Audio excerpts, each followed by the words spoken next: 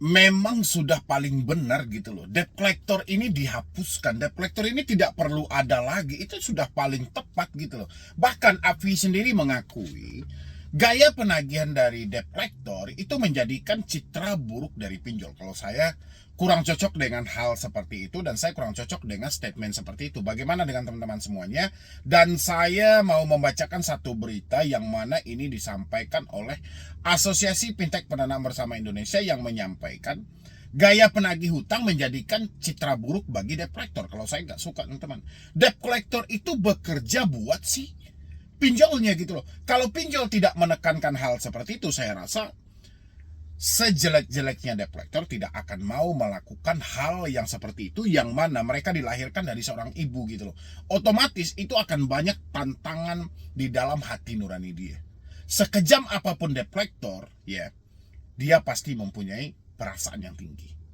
Dia juga tahu situasinya seperti apa. Tapi karena mereka bekerja di bawah tekanan yang pada akhirnya mereka tidak ada pilihan gitu loh. Kalau mereka tidak melakukan hal tersebut, ini soal pekerjaan mereka jadi taruhannya, soal tanggung jawab dia sama anak-anak mereka jadi taruhan, soal dia sama keluarganya jadi taruhan, itu yang akan menjadi beban gitu loh.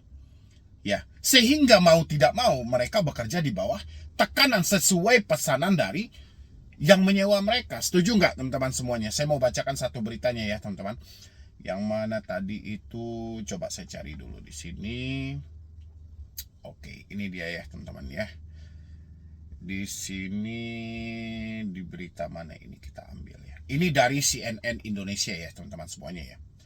Asosiasi akui gaya penagihan debt collector bikin citra pinjol buruk. Saya kurang suka dengan hal itu.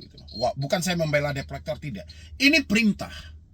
Ini perintah loh yang harus mereka laksanakan. Mereka tidak mau melakukan tindakan seperti itu di lapangan. Tapi karena tekanan, ya, mereka harus mencapai target yang disampaikan dan mereka di briefing setiap hari, mau tidak mau hal ini akan terjadi gitu loh. Ya, di samping beberapa persen karena perilaku dari si debetur, tapi sekian persen penyumbang kenapa debt collector melakukan itu tekanan dan perintah dari pinjolnya. Ya. Ketua Ejik S. Jafar, Ketua Asosiasi Fintech Pendanaan Bersama Indonesia, mengatakan aduan penagihan oleh debt collector yang tak sesuai ketentuan mayoritas berasal dari kasus tunggakan pinjol ilegal. Wih, mana ada. Sekarang dibalikan menjadi pinjol ilegal. Ya, ini selalu dikambing hitamkan karena saya tahu, Pak. Ya. Saya tidak pembenci Bapak, tidak.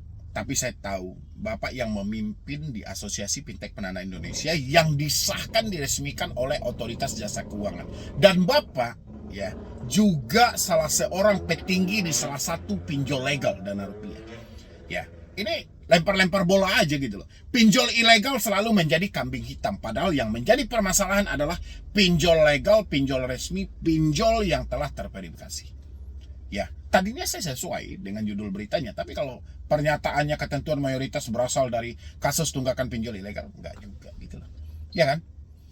Jakarta, CNN Indonesia, Asosiasi Fintech Pendanaan Bersama Indonesia (AFI) mengakui gaya penagih hutang oleh pihak ketiga debt collector yang digandeng perusahaan pinjaman online atau pinjol membuat citra industri buruk. Nah, kalau hanya sebatas pinjaman online atau pinjol, saya oke-oke aja. Tapi Bapak ada pelarian. Ada pelarian. Kata pinjol hanya diperuntukkan untuk ilegal. Sementara Bapak sembunyikan yang legal di balik kata pindar. Sekarang yang dibahas hanya pinjol. Ya, pinjol larinya ke ilegal. Pertanyaan saya teman-teman, yang paling bermasalah legal apa ilegal? Coba isi di dalam kolom komentar. Pindar atau pinjol yang bermasalah? Pinjol yang ilegal, pindar yang resmi. Isi dalam kolom komentar. Mereka cari aman aja semuanya gitu loh. Yang digandeng perusahaan pinjaman online atau pinjol membuat citra industri buruk. Ketua AFPI Ejik S. Jafar mengatakan aduan penagihan oleh debt collector yang tak sesuai ketentuan mayoritas berasal dari ilegal, nggak ada. Menurut kami yang membuat industri ini jelek adalah perlakuan terhadap pinjol ilegal yang tidak punya aturan. Karena dari kasus maupun pengaduan yang ada 80% sampai 90% itu adalah pinjol ilegal katanya pada CNN Indonesia. Orang itu udah capek ngaduin yang legal karena nggak akan ditanggapi, nggak akan digubris. Sekarang yang dikedepankan 80-90% adalah ilegal. Ya, bagaimana mungkin yang ilegal bermasalah sementara ada Satgas Waspada Investasi yang menyampaikan sudah memblokir sekian ribu. Terus apa fungsinya yang dibesar-besarkan oleh OJK? Malah sekarang ketika dibenturkan dengan penagih hutang malah ilegal lagi gitu loh. Yang legalnya gimana? Dilindungi. Tanya di lapangan. Jangan tanya lagi data untuk CNN, jangan tanya lagi data, tapi carilah fakta. Carilah tim-tim investigasi untuk mencari fakta yang terjadi di lapangan. Itu 100% benar. Ya. Tapi kalau datanya yang dibaca, itu nggak ada yang benar. Data yang dibuka hanya data ilegal, data legal tidak pernah dibuka gitu loh. Ejik menegaskan penagihan oleh pihak ketiga harus mengikuti sejumlah ketentuan. Di antara seluruh tenaga penagih wajib terdaftar dan terverifikasi di Asosiasi Fintech Pendanaan Indonesia sehingga ID dari seluruh penagih terdaftar pada portal tenaga penagih PTP. Ya, giliran kita tanya di lapangan mereka tidak mampu menunjukkan itu. Kemudian seluruh penagih tenaga kerja mengikuti pelatihan terutama tentang pengumpulan secara beretika dan pengumpulan peraturan atas perlindungan konsumen dan wajib mengikuti ujian kompetensi yang dikeluarkan atau diuji oleh lembaga sertifikat profesi dari Badan Nasional Sertifikat Profesi BNSP. Ia menegaskan setiap perusahaan jasa pengumpulan wajib menjadi anggota Asosiasi Fintech Pendanaan Indonesia di mana sebelum menjadi anggota wajib diseleksi dan beroperasi sesuai standar operasional prosedur SOP asosiasi. Itu katamu, itu datanya. Faktanya seperti apa gitu loh. Fakta yang terjadi di lapangan tidak seindah yang kita ucapkan ketika berada di depan kamera. Ya, ini orang selalu memburamkan segala hal gitu loh. Menurut teman-teman silahkan isi dalam kolom komentar. Jika ada pengaduan masyarakat atas perilaku pengumpulan yang tidak beretika ataupun di luar SOP Asosiasi Fintech Pendanaan Indonesia, maka akan dilakukan sidang kode etik oleh Komite Etik yang independen. Ia menilai sepanjang pihak ketiga penagih hutang ada yang mengendalikan dan ada sanksi juga pelanggaran aturan, seharusnya tidak menjadi masalah jika perusahaan pembiayaan menggunakan jasanya. Ya memang tidak ada masalah. Yang jadi masalah adalah mereka tidak sesuai lagi. Mereka diarahkan yang tidak-tidak di lapangan. Jika terbukti ada tenaga penagih yang melanggar aturan, maka dikenakan sanksi. Apabila berat, maka akan di blacklist dan tidak boleh lagi bekerja atau beraktivitas di industri pindar, katanya. Kasus kekerasan dalam penagihan hutang oleh pihak ketiga debt collector kembali jadi sorotan. Usai kejadian pengeroyokan yang menyerahkan 2 mata elang atau matel di Kalibata, Jakarta Selatan Jumat 12 Desember lalu. Pengeroyokan terhadap 2 matel hingga terbunuhnya hal tersebut dipicu oleh hutang kredit sepeda motor. Dalam kejadian itu 6 polisi ditetapkan sebagai tersangka. Peristiwa ini kemudian muncul desakan larangan penagih hutang oleh pihak ketiga. Desakan datang dari DPR. Komisi 3 DPR meminta Otoritas Jasa Keuangan OJK menghapus peraturan soal penagih hutang oleh pihak ketiga atau debt collector. Hal itu disampaikan anggota Komisi 3 DPR Abdullah menyaksikan peristiwa pengumpulan hutang yang menimbulkan tindak pidana dan jiwa di Kalibata. Ini kedua kali saya meminta OJK menghapus aturan penagihan hutang oleh pihak ketiga, ujar Abdullah. Mana mau OJK. Kalau dihapus penagih hutang, pinjol mati.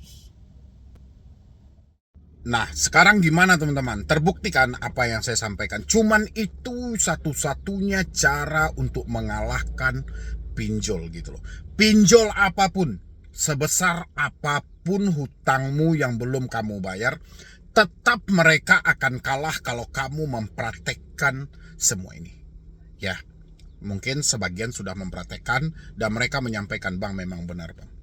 Ya, seandainya saya tahu dari dulu, Bang, mungkin ini hal yang saya lakukan. Mungkin saya tidak akan mau gali lubang tutup lubang. Ya, sekarang saya sudah tenang. Saya tidak diteror lagi. Saya sudah tidak ketakutan lagi dan saya sudah tidak stres lagi. Nah, pertanyaan saya adalah bagaimana dengan teman-teman yang lainnya gitu loh. Apakah kalian juga mau saya menunjukkan satu cara itu untuk mengalahkan pinjol? Tapi janji teman-teman semuanya untuk mempraktekannya. Kalau enggak percuma teman-teman. Percuma saya jelaskan kuota Anda terbuang. Ya, Anda menonton di sini sia-sia, waktu Anda terbuang sia-sia, Anda tidak mempraktekannya, akhirnya mubazir. Yang mubazir itu saudara setan. Tapi asalkan teman-teman janji untuk mempraktekannya, saya akan tunjukkan satu cara itu, biar semua orang terbebas dari yang namanya teroran, intimidasi, ditakut-takuti, disebar data dan segala macam. Silahkan ketik di dalam kolom komentar. Kalau teman-teman setuju, ketik setuju dan share video ini sebanyak-banyaknya sebelum saya bahas teman-teman. Satu cara untuk mengalahkan semua pinjol apapun. Untuk teman-teman yang menyatakan telat bayar, menyatakan sudah tidak mampu bayar, menyatakan sudah tidak sanggup bayar. Cuma dengan satu cara ini teman-teman. Apapun pinjolnya. Nggak usah Anda bilangin sama saya sekelas aku laku bang. Kredivo bang. Shopee bang. Itu nggak penting. Ya, Anda mau mengalahkan pinjol. Kalau hari ini saya pastikan Anda yang kalah oleh pinjol gitu loh. Bukan pinjol yang kalah karena Anda, tapi Anda yang kalah karena pinjol. Masih banyak ternyata saudara saya di luar sana gali lubang tutup lubang. Ya, masih banyak ternyata saudara saya di luar sana menjual aset-aset yang ada. Masih banyak juga teman-teman saya yang meminjam duit tetangga. Apa nggak capek teman-teman semuanya? Ada yang gila sampai menggadaikan sertifikat rumah. Ada juga yang mau menjual rumahnya. Ya, tempat tinggal Anda gitu loh. Tempat ternyaman Anda jual teman-teman semuanya gitu loh. Bayangin, saya paham Anda nggak ada duit, saya paham gitu loh. Tapi kenapa seperti itu? Hanya semata supaya DC tidak datang ke rumah. Supaya DC tidak menyebarkan data. Supaya DC tidak melakukan peneroran. Sadar nggak teman-teman semuanya? Satu-satunya yang bisa mengalahkan pinjol hari ini diri Anda. Ya, Anda tahu kenapa pinjol masih merdeka? Kenapa pinjol begitu menjadi raksasa di dalam hidup Anda? Karena ketakutan Anda sendiri. Ya. Semakin Anda takut, semakin jaya pinjolnya. Semakin berhasil pinjolnya. Semakin sukses pinjolnya. Pikirkan itu. Ya, karena ketika ketakutan, Anda akan melakukan tindakan di luar dari fakta yang sebenarnya. Anda akan gali lubang tutup lubang, mencari talangan dana ke tempat lain, Anda pasti menjual aset-aset yang ada, hanya semata untuk menghilangkan ketakutan. Setelah Anda lakukan hal itu, apakah ketakutan Anda hilang? Tidak. Yang ada apa? Yang ada hidup Anda makin merugi. Hutang Anda makin banyak. Yang semulanya 2 aplikasi, 3 aplikasi, sekarang sudah berhenti 10 aplikasi. Sekarang sudah berhenti 15 aplikasi. Apalagi teman-teman, tidak sadar juga. Berapa kali saya harus sampaikan teman-teman. Ketakutanmu kesuksesan dari pinjol. Keberanianmu kehancuran dari pinjol. Kalau kamu pengen mengalahkan pinjol, kembalikan lagi mentalmu. Harus berani. Ya, berani untuk jujur, berani untuk terbuka, berani untuk menerima semuanya dan tidak ada yang perlu Anda takuti. Satu-satunya resiko galbay pinjol, kalau itu legal, namamu tercatat di dalam skor kredit bermasalah. Gak ada di luar itu. Gak ada unsur penjara. Gak ada aset-aset Anda ditarik. Gak ada omong kosong dari debt collector. Semakin Anda dengarkan semakin kacau. Semakin Anda percaya semakin hancur. Ya, apalagi teman-teman, sudah saya sampaikan semuanya sama Anda. Ketakutanmu sumber kesuksesan dari pinjol. Keberanianmu sumber kehancuran dari pinjol. Sekarang bagaimana caranya supaya kita tidak takut? Ada di genggamanmu. Kamu lagi nonton saya pakai apa? Pakai handphone. Handphone kamu terhubung gak sama pinjol? Teleponnya, WhatsAppnya, emailnya. Kalau masih terhubung, segera ganti. Ya, supaya rasa takutmu hilang. Tapi kalau sudah tidak terhubung sama pinjol, ya sudah. Nikmati. Nikmati bukan berarti kamu berhenti berusaha. Tidak, kamu tetap berusaha. Kamu tetap bekerja. Kamu cari peluang-peluang bagus buat ke depan. Kumpulkan duitmu, negosiasi hutangmu nanti. Yang jelas hari ini adalah selamatkan dirimu dulu. Jangan biarkan dirimu hancur terlalu dalam. Ya, tidak perlu jasa-jasa yang aneh-aneh. Tidak perlu membayar sekian rupiah, sekian ratus ribu. Tidak perlu teman-teman. Yang Anda perlukan hari ini adalah bagaimana kamu berdamai dengan dirimu sendiri, terbuka dengan keadaan, jujur dengan keluarga. Itu yang paling terpenting kamu lakukan. Supaya pinjol kalah. Ya. kamu berani, pinjolnya kalah. Tidak ada cara lain selain ini untuk mengalahkan pinjol. Percaya sama saya, sudah berapa banyak orang yang mempraktekkan dan mereka berhasil. Ya, fakta yang paling terburuk yang Anda bayangkan selama ini itu nggak akan terjadi, teman-teman. Itu hanya tertinggal dalam pemikiranmu. Ya, faktanya baik-baik saja. Faktanya aman-aman saja. Tinggal dari diri teman-teman semuanya mau atau tidak mempraktekannya, itu aja teman-teman semuanya gitu loh. Kalau teman-teman mau mempraktekannya setelah Anda menonton ini, kalau nomor Anda masih terhubung sama pinjol, cabut nomor Anda, hapus WA Anda, reset HP Anda, kasih dalam pabrik. Ya, dengan begitu ke depannya Anda tidak perlu takut lagi, Anda tidak perlu khawatir lagi, dan Anda akan bebas dari pinjol. Setuju mempraktekannya? Yang setuju mempraktekkan, isi di dalam kolom komentar. Praktekan aja dulu, kabarin saya nanti apa hasilnya. Tapi selagi kamu masih ketakutan, ada DC nggak bang? Aman nggak bang? Percaya sama saya, kamu orang paling nomor 1 dihancurkan di tahun 2026 nanti. Ya teman-teman semuanya, sisakan lanjutkan nonton video. Wow!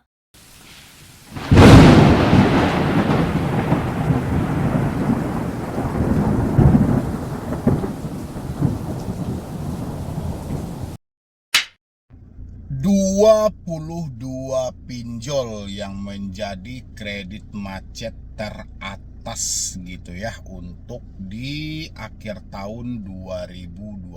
Apakah ini akan berpotensi mereka akan bangkrut atau seperti apa, teman-teman? Saya mau bacakan beritanya juga, dan habis itu kita sama-sama paham juga teman-teman semuanya bahwasanya OJK menyampaikan ya banyak skema pinjol ini terkadang merugikan peminjam. Nanti kalau waktunya sempat kita juga bahas hal itu ya teman-teman semuanya, dan teman-teman boleh simain 22 pinjol yang mengalami kerugian cukup besar ya, kalau dihitungin persennya cukup besar lah menjelang akhir tahun 2025.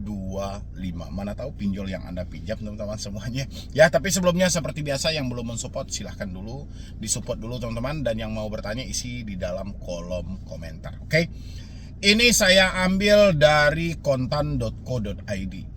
Ada 22 fintech lending dengan kredit macet di atas 5%, mayoritas segmen produktif. Emang pinjol apa sih yang sektor produktif ini khususnya gitu ya?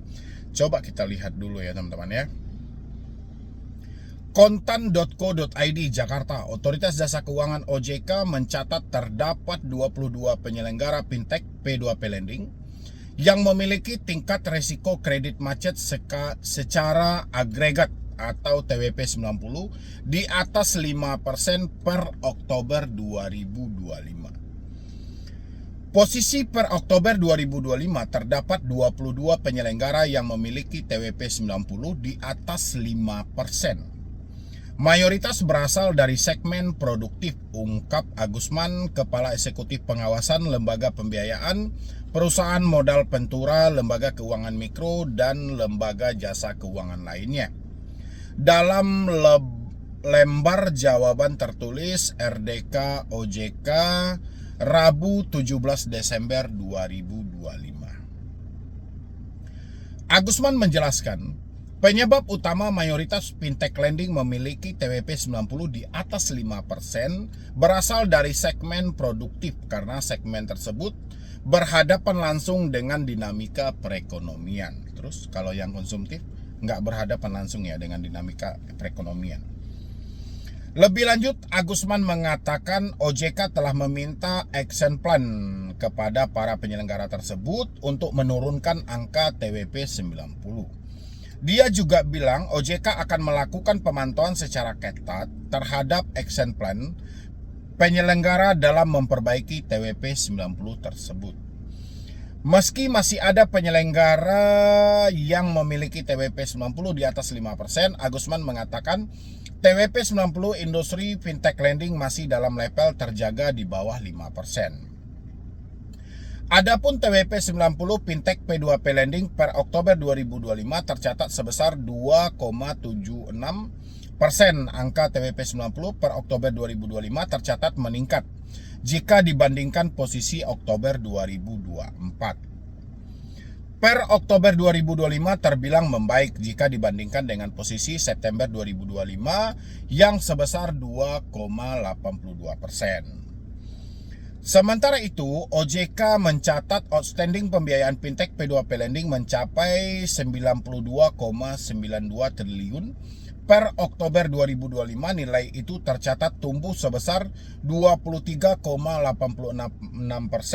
secara tahun ke tahun, year on year gitu ya teman-teman. Jadi bukan makin turun. Siapa yang bilang angka peminjam pinjol makin menurun? Angka peminjam pinjol terus meningkat gitu loh. Bahkan naiknya cukup signifikan, 23,86%, totalnya 92,92 triliun per Oktober 2025. Kebayang teman-teman berapa jumlah nama yang sudah masuk ke pinjaman online sekarang. Tapi teman-teman semuanya gitu loh ya, yang saya lucu itu setiap OJK ini komprehensi per menyampaikan misalnya ada 22 pinjol yang mengalami kredit macet di atas 5%, tapi tidak satu pun yang mereka sampaikan, misalnya aplikasi A, B, C, D, nggak pernah dia sampaikan teman-teman. Selalu disembunyikan gitu loh, walaupun TWP di atas 5%, di atas 10% misalnya, nggak pernah dia sampaikan gitu loh.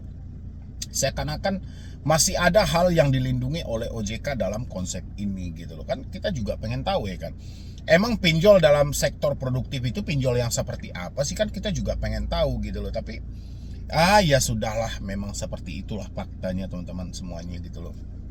Namanya otoritas jasa keuangan ya kan. Jadi kita bingung gitu loh, ini secara tidak langsung OJK ini melindungi pinjol atau melindungi masyarakat gitu loh. Ya enggak, ada POJK antara perlindungan konsumen dan pelaku usaha jasa keuangan misalnya gitu. Tapi yang kita perhatikan konsumennya tidak terlindungi gitu loh. Bahkan konsumennya terjajah gitu ya enggak sih? Jadi kita heran gitu, sebenarnya yang dia lindungi ini siapa? Investor dengan pinjolnya atau masyarakat juga dilindungi gitu loh. Jadi kita agak membingungkan di posisi itu. Oke lah teman-teman ya, walaupun OJK tidak menyampaikan secara spesifik apa nama aplikasi dari 22 pinjol itu, ya sudahlah. Oke, sekarang kita pindah ke satu berita lagi teman-teman semuanya, yang mana dinilai rugikan peminjam. OJK perlu atur skema pembayaran pinjol. Tatpole. Kok tatpole? Tatpole ini artinya kalau diterjemahkan ini artinya kecebong loh. Ini yang iya aja, ada apa ini Kompas nulis kayak gini pakai tatpole, atau ada arti lain ya? Oke teman-teman, ini hasil riset sebenarnya ya, hasil penelitian dari sebuah lembaga Jakarta Kompas.com. segera menilai ini, bingung juga ya. Skema pinjaman online atau pinjol tatpole merugikan peminjam sehingga perlu diatur oleh Otoritas Jasa Keuangan OJK. Direktur Eksekutif Segara, memang Segara ya. Segara Riset Institut Peter gitu ya. Aku agak, kalau bahasa Inggris ini agak belepotan ya teman-teman. Abdullah mengatakan banyak peminjam pinjol terjebak dalam skema pembayaran tatpole tanpa menyadari dampak kerugiannya, terutama saat berada dalam kondisi keuangan darurat. Ini serius tatpole ini. Tatpole ini setahu aku artinya kecebong kalau nggak salah. Coba aku tengok lagi dulu. Arti tatpole. Kan kecebong loh. Skema kecebong, kenapa? Bertelur-telur dia, berpindah-pindah gitu loh dari satu lubang ke lubang berikutnya. Apa maksud tatpole dalam hal ini ya? Skema pembayaran tatpole tanpa menyadari dampak kerugiannya, terutama saat berada dalam kondisi keuangan darurat. Oke. Sebab berbeda dengan skema pembayaran cicilan pada umumnya yang pembayaran cicilan secara relatif seimbang setiap bulan. Skema tatpole justru sebaliknya. Dengan skema tatpole, besaran pembayaran cicilan tidak merata, di mana porsi cicilan pada awal tenor jauh lebih besar dibandingkan periode selanjutnya. Oh, itu yang kecebong namanya. Tatpole itu artinya kecebong loh gitu loh. Kayak gitu. Ya memang seperti itu. Misalnya bisa 2 kali pencicilan, orang menyangkanya 1 kali dalam sebulan ya kan. Tapi yang terjadi 2 kali dalam sebulan ya, per 14 hari. Pinjaman pertama itu mencakup pokok, habis itu langsung bunganya sedikit. pembayaran pertama ya, pokok langsung bunganya sedikit. Pembayaran kedua ya sudah bunganya aja lagi sedikit aja gitu loh. Memang gila gitu loh, besar kali kepala di awalnya itu. Memang itulah aku bilangin, pinjol ini layak dihapus gitu loh sebenarnya. Nggak ada lagi, tapi yang bersikeras mempertahankan pinjol ini kan OJK gitu loh. Saya membayangkan untuk apa konsumen pindar atau pinjol meminjam untuk tenor 6 bulan kalau dalam 1 atau 2 bulan sudah harus sebagian besar lunas, ujar Peter dalam keterangan. Iya memang seperti itu. Tapi kalau ini dilaporkan kepada OJK, OJK bilangin, wah itu urusan internal, nggak ada ranah kami gitu loh. Kan Anda sudah menyetujui, ya harusnya dibaca dulu tuh ketentuan sejak awal. Jadi orang-orang terjebak dalam hal ini gitu loh. Iklannya kan lebih banyak manipulasi gitu. Ya kan, pinjam di sini 80 juta bisa dicicil sampai 6 kali, 12 kali. Orang cuman mikirnya 6 kali ya 6 bulan. 12 kali ya 12 bulan, ternyata 6 kali ini 3 bulan. 12 kali ini 6 bulan gitu loh. Ini orang tertipu dalam hal itu gitu loh. Itu paling banyak itu. Teman-teman, siapa yang tertipu dengan seperti itu? Teman-teman isi dalam kolom komentar. Dari pinjol apa gitu loh. Dan OJK pura-pura buta, pura-pura tuli. OJK tidak peduli dengan hal-hal seperti itu. Itulah terkadang kita membingungkan, OJK ini sebenarnya lembaga apa sih? Kok bisa dia mengizinkan pinjol tapi tidak peduli dengan permasalahan yang ada? Berdasarkan survei potret sumber pembiayaan dan perilaku peminjam di Indonesia yang dilakukan Segara Riset, sejumlah responden mengaku harus membayar 50-75% dari total pinjaman pada cicilan pertama. Ya memang seperti itu. Makanya saya bilang kepala awalnya lebih besar gitu loh. Sementara sisanya dilunasi melalui cicilan tetap atau semakin kecil di periode berikutnya. Ya, tapi dia mengambil keuntungan lebih cepat supaya ini perputarannya lebih kencang. Jadi yang kedua ketiga tidak pun dibayar, yang di awal aja mereka sudah lunas gitu loh. Skema pinjaman tatpole tersebut dinilai meningkatkan tingkat bunga efektif yang ditanggung peminjam hingga 4-5 kali lipat dibandingkan skema pembayaran normal. Menurut Peter, meski secara nominal tingkat bunga terlihat sama, struktur pembayaran tatpole berpotensi melampaui batas maksimum suku bunga yang ditetapkan OJK. Bahkan pada beberapa kasus, porsi terbesar di awal tersebut tidak hanya terjadi di jumlah pembayaran cicilan, melainkan juga frekuensi pembayaran yang lebih sering sehingga tekanan cicilan menjadi jauh lebih berat pada tenor di awal gitu loh. Inilah yang cukup miris sebenarnya gitu loh. OJK ya, kita mau lapor ke OJK pun OJK paling menyalahkan si peminjam gitu loh. Jadi serba rumit, OJK ini sebenarnya serba rumit gitu loh. Dari hasil survei tersebut, Segara menilai skema pembayaran tatpole sangat merugikan konsumen dan bertentangan dengan perlindungan konsumen. Oleh karena itu, lembaga riset tersebut merekomendasikan agar OJK menyusun regulasi secara tegas melarang praktik skema tatpole gitu loh. Regulasi tersebut seharusnya mendefinisikan secara tegas skema pembayaran yang dikategorikan sebagai skema tatpole. Misalnya memasukkan porsi fee yang sangat besar di awal pinjaman secara tidak transparan dikategorikan sebagai skema tatpole yang merugikan nasabah. Yang paling utama adalah transparansi sekaligus upaya edukasi serta kemanfaatan bagi nasabah.